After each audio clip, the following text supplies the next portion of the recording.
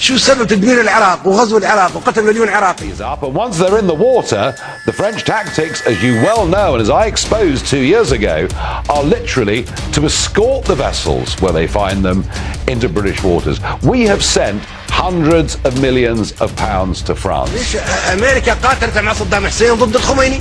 كان صديقها. تشيني كان صديق لصدام حسين. It is not cruel or unkind to want to break the stranglehold of the criminal gangs who trade in human misery and who exploit our system and our laws. كيف يصير حرب يصمت ورئيس دولة عربية عضو بالجامعة العربية؟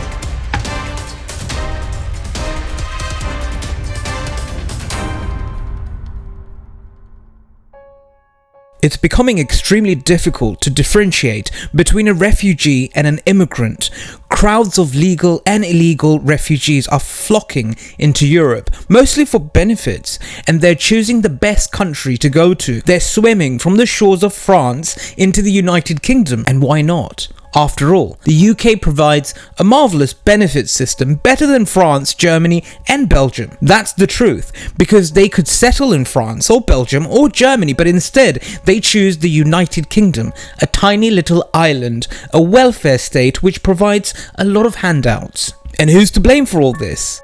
Well, it's not just our governments, but also someone called George Soros comes to my mind. Billionaire George Soros says he's investing $500 million to startups founded by refugees. Soros is responding to President Barack Obama's Call to Action initiative. That's a request for companies to help refugees and migrants. The Hungarian-American business magnate, investor and philanthropist who back in 2015 initiated a plan to stimulate the movement of migrants to Europe.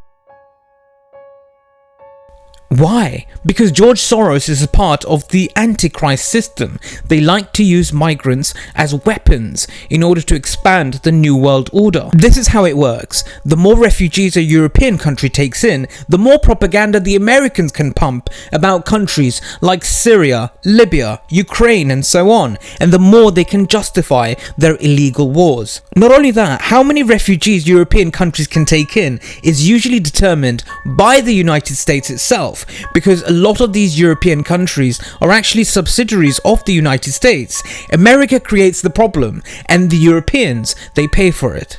The Americans are doing exactly that today with Ukrainian refugees. The Yanks are creating anti-Russian hysteria all over the place. All this is happening whilst inflation is sky high in the US, in the United Kingdom, in Belgium, and many people are losing their jobs and livelihoods. Instead of taking care of their own citizens, Western governments are spending more money, collected by the way, from their people to give to uninvited Ukrainian refugees, as well as refugees from Bosnia and other places. More recently, we've offered support to those fleeing persecution in Syria, Afghanistan and Hong Kong. And we're doing so again with Homes for Ukraine.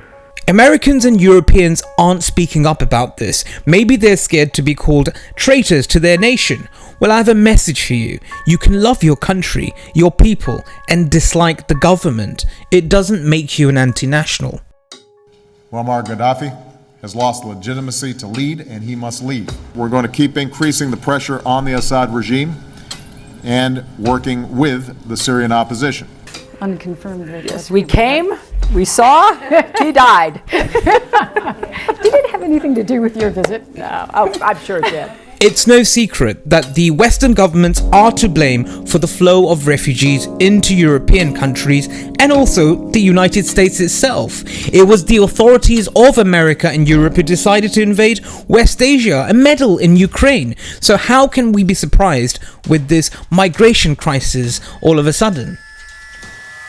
Liberia, Iraq, Afghanistan, Libya, Syria, Yemen, Ukraine, Kosovo. I can carry on from today till tomorrow. You get the gist. In those countries, blood is pouring through due to the fault of the United States. It was US aggression with the support of NATO countries that caused hordes of distressed and often ready for anything refugees to flood into Europe. Our friend Muammar Gaddafi did warn. He said Europe will turn black if Libya is invaded. And did they listen? If Americans had any sense, they'd call for impeachment of Joe Biden. But sadly, America is a country where people don't think, lapping up propaganda on a daily basis in the name of freedom and democracy.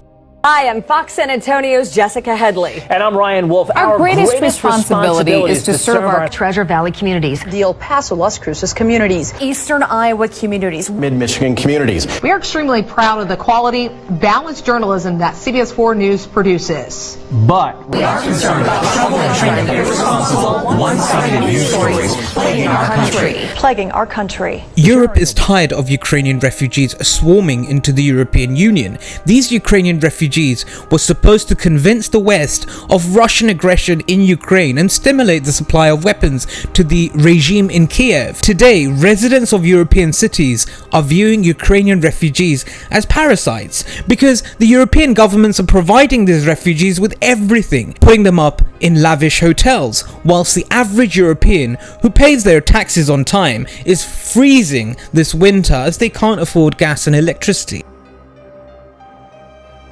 Cold. It's too cold. It's too cold in my house and it's too cold outside. So at least coming here, it's not so bad. Carol can't afford to keep her home warm. She spends as much time as she can here. When I'm here, it's like everything disappears. I don't have to worry about anything. I've got until 5, I'm here. It's lovely. And then when I go home, I know it's bedtime. My friends, isn't it time to ask, how long will the globalists manipulate Europe using migrants to achieve their horrible goals to the detriment of the national interests of our countries? Isn't it time people make a stand against this? We are witnessing rising food prices, extreme cost of heating, unemployment, and all this is extremely painful, especially with our governments giving away our tax money to millions of uninvited guests, all in the name of foreign policy dictated by the United States. What I've said today should help you see your true friends. Thank you for listening to the Independent Islamic Republic. Assalamu alaikum, adios, sayonara, and sweet dreams. За Россию! За победу! Ура!